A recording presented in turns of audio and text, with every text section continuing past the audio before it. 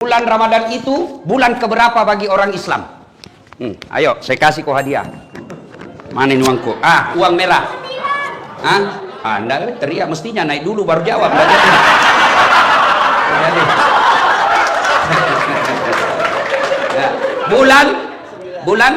Bulan ke-9 ya sudahlah, karena kau masih kecil.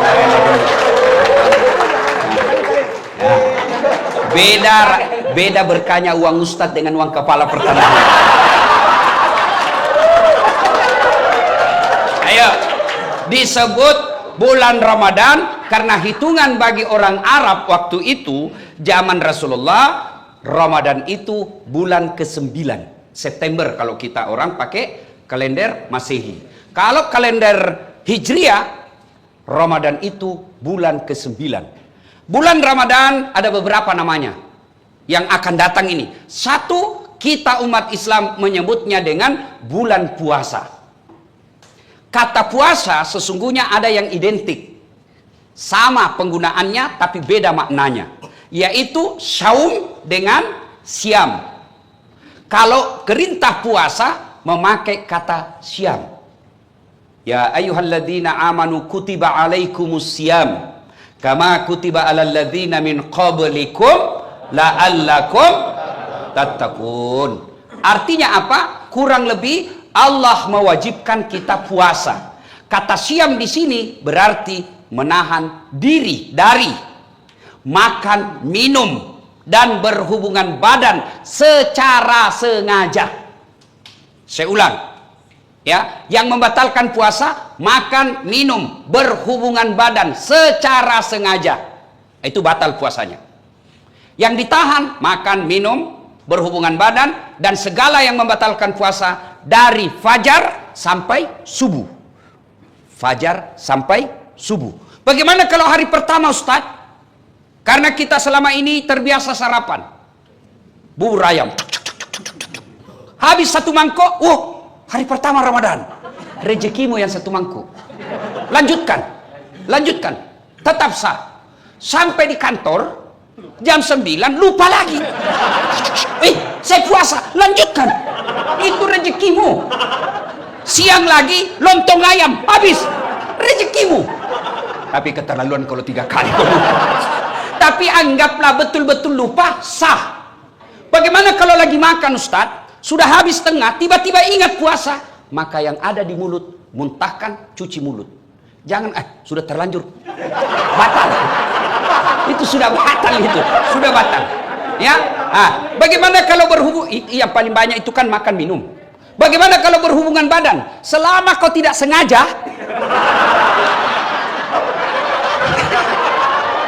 tidak batal. Tapi sengaja aja susah. Anggaplah Bapak tidak bisa tahan dan terjadi insiden seperti itu, maka Bapak harus bayar namanya puasa kafarat. Bagaimana caranya itu? Membayar puasa 60 hari berturut-turut. 60 hari berturut-turut, 30 hari aja kamu kewalahan. Apa artinya 60 hari berturut-turut? Di hari ke-58 batal, ulang lagi. Maka jangan coba-coba, Pak. Jangan coba-coba. Saya suami istri, Ustaz. Iya, biar kau suami istri, malam yang halal. Siang tidak boleh. Itu istri saya. Betul. Itulah bedanya orang berpuasa. Kalau berpuasa mampu mengendalikan hawa nafsu. Dia kendalikan. Pengendaliannya apa? Ini memang istri saya, tapi saya harus kendalikan. Kapan? Maghrib baru mulai sampai subuh. Duhur, jangan ribut anak muda, ini urusan orang tua. Kalau subuh sampai maghrib haram, meskipun istrimu. Maghrib sampai subuh halal. Silakan. Pernah selesai ceramah, tiba-tiba ada datang, Pak Ustadz, jadi kalau malam boleh? Iya. Astagfirullah Ustadz, saya sudah 4 tahun biar malam juga tidak Ustadz. Bilang kabeleng-beleng kok. Makanya belajar ku agama.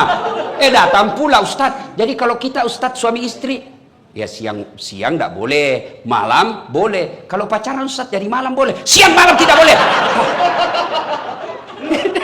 Ayo, saum. Siam itu hanya sekedar makan, minum dan membatalkan puasa yang ditahan. Bagaimana kalau kumur-kumur Ustaz? kumur-kumur, batal.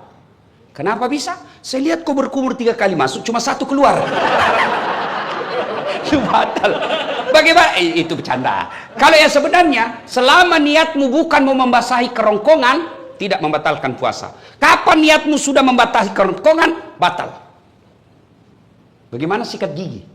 Sikat gigi kata Nabi, andai saja saya tidak takut menjadi beban berat buat umatku, saya suruh sikat gigi setiap 5 waktu dia sholat. Itulah orang sunnah. Dengan catatan pakai siwak. Apa itu siwak? Itu yang kayu-kayu itu. Tapi kalau saudaraku pakai siwak, jangan juga kau di depannya orang. Ada juga orang mentang-mentang sunnah di depannya orang digosok giginya. Itu tidak begitu yang diajarkan Rasulullah. Kalau kau bersiwak, kau jangan hadapi mukanya orang. Kau biar kau pakai behel, jangan juga kau pamer-pamer. Ya kan? Nah. Tapi bagaimana kalau pakai odol? Makruh. Kalau siwak sunnah. Kenapa? Tidak ada rasa. Tapi kapan pakai odol? Makruh. Bahkan bisa jadi batal. Kenapa? Kau telan odolnya. Batal. Nah itu. Dan berhubungan badan. Itu yang disebut syam. Tapi sementara saum, oh kalau saum itu puasa plus. Saya ulang. Saum itu puasa plus. Bukan hanya makan, minum, dan berhubungan badan yang dia tahan, termasuk gosip. Ada orang puasa tapi gosip. Itu tidak mendapat apa-apa kecuali lapar dan dahaga. Ada orang puasa Ustaz, tapi kelihatan auratnya. Kelihatan auratnya, kurangi pahalanya.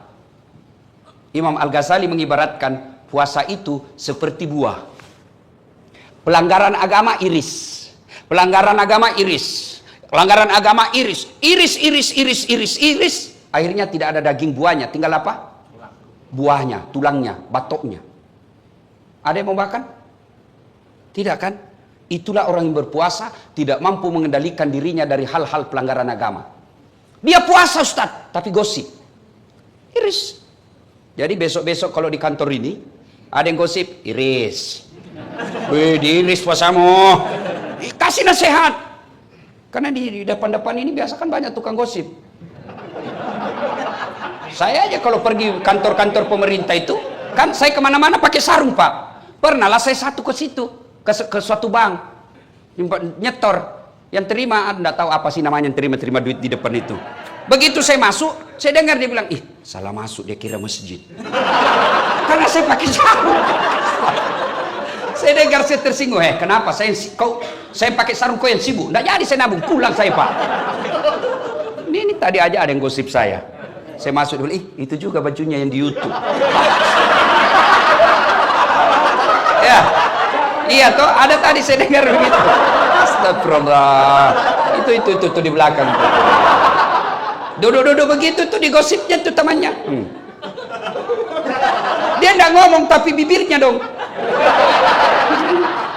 Atau ada laki-laki tukang gosip? Ada. Paling kita ketemukan, rewel itu anakku yang bungsu. Waduh, itu motorku, aduh, dikit-dikit macet lagi. Oh, naik lagi bensin. Paling itu yang kita cerita. Nggak adalah laki-laki cerita berapa harga lipstiknya istrimu. Oh, kelainan jenis kelamin itu.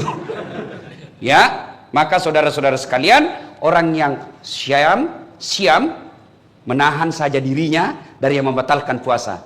Tapi kalau orang yang saum, bukan cuma yang membatalkan puasa, yang bisa mengurangi nilai-nilai puasanya pun dia hilangkan. Dia bisa tahan. Gosip, nipu, bohong, bicara tidak ada guna, melihat sesuatu. Itu yang disebut saum. Puasa plus. Maka Ramadan tingkatkan itu. Adik-adik sekalian, orang yang berhasil di bulan suci Ramadannya karena disebut siam dan saum, maka insya Allah jangankan yang haram, yang subhat saja dia bisa tahan. Mana bukti kalau orang puasa? Air putih. Air putih halal atau haram? Halal atau haram? Siang hari Bapak mau minum? Tidak. Kenapa Bapak tidak minum? Karena Bapak mengendalikan diri. Ini bukan waktunya. Maka Bapak, meskipun gajinya Bapak 4 juta, 5 juta, ada godaan membawa 4 juta, tahan. Ini bukan bagian saya. Kalau Bapak lakukan itu, aman Pak. Jangan coba-coba main mafia tanah Pak. Bapak itu baca itu pelajaran Quran. Satu jengkal ambil tanahnya orang, 7 petaka langit nanti kau pikul ketika hidup di akhirat. Jangan sampai orang tua saya pernah begitu takutnya kami tentang soal tanah. Diserobot kita punya tanah. Apa kata bapak saya? Jangan nak, kau tidak juga miskin dengan diambilnya itu. Kau tidak juga kaya kalau kau pertahankan. Sudahlah, lebih baik kau yang diserobot daripada kau yang ambil haknya orang. Kenapa? Hukum soal tanah, masalah di akhirat, jangan anggap remeh. Bersekongkol, mafia, sindikat, pura-pura kasih susah, cipta kondisi bahasanya. Pak. Ribet sekali nih Pak. Tapi gampang, saya bisa bantu. Ya Bapak ngertilah Pak, saya hanya anak buah di kantor. Bosnya lagi tuh dijual. Padahal dia yang makan, kurang ajar dah ini orang. Jangan ketawa, saya serius ini. Maka orang yang berhasil puasa Ramadan, insya Allah dia tidak akan ngambil yang bukan haknya.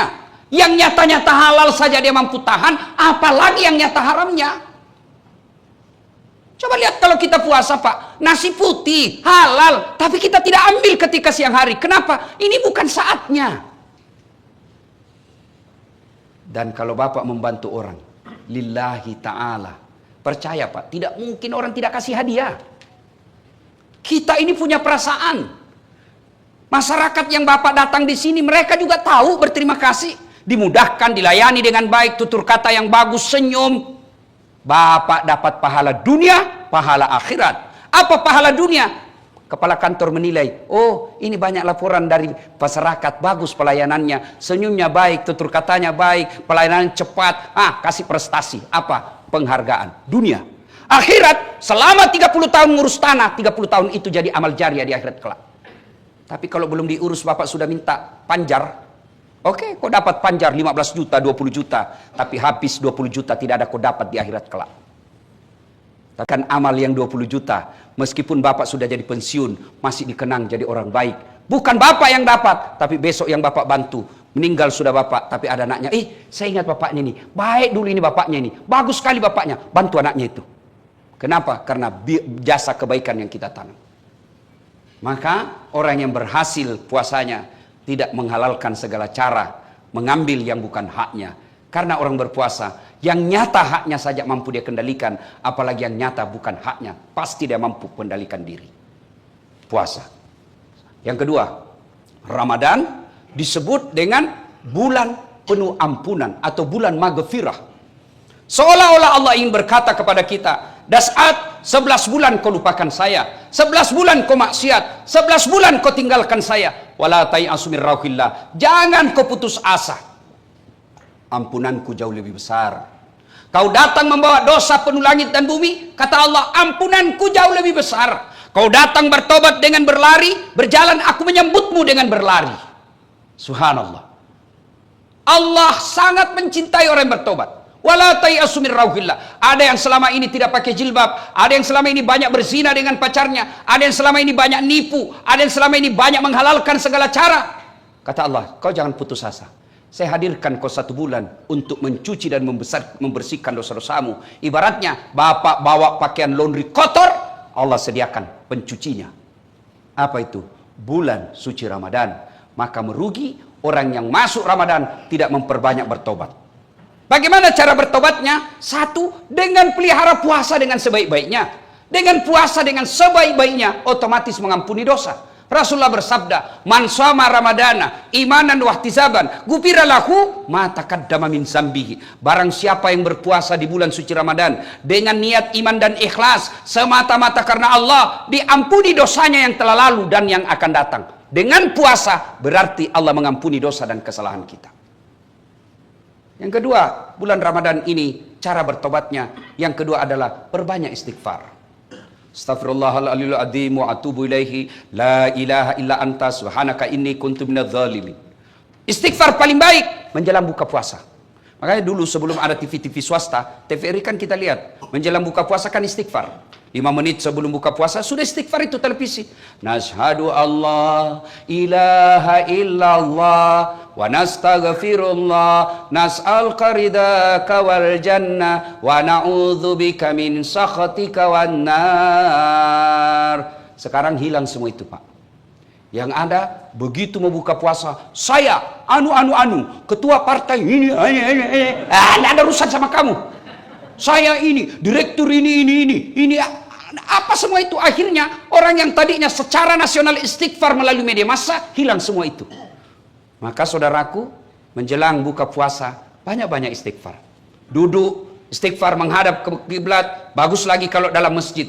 Nashhadu Allah ilaha illallah wa nastaghfirullah nas'aluka ridhaka wal jannah wa na'udzubika min sakhatika wan nar. Ulang-ulang itu. Tapi sebaiknya jangan depan makanan. Karena kalau bapak depan makanan, mulut istighfar, hati yang mana dulu saya makan ini. Aduh Allah ilah, pisang hijau, wanau, es batu, asu. Akhirnya tidak konsentrasi. Istighfar.